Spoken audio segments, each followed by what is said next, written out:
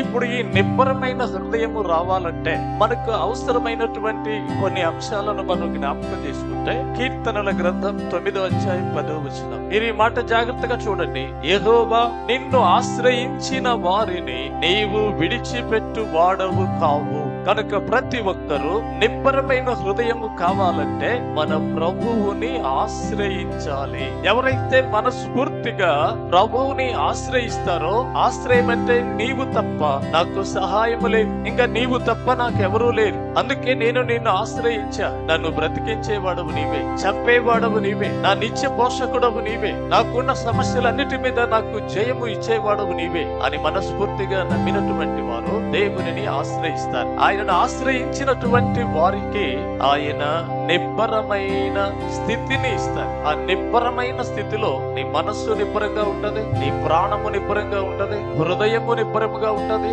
అన్ని కూడా నిబ్బరముగా ఉంటాయి. ఎన్ని సమస్యలు నీ చుట్టూ ఉన్నా నీవు ప్రభు చేతి నీడలో ఉన్నావు కనుక, ఆయనను ఆశ్రయించావు కనుక నీకు భయం ఉండదు.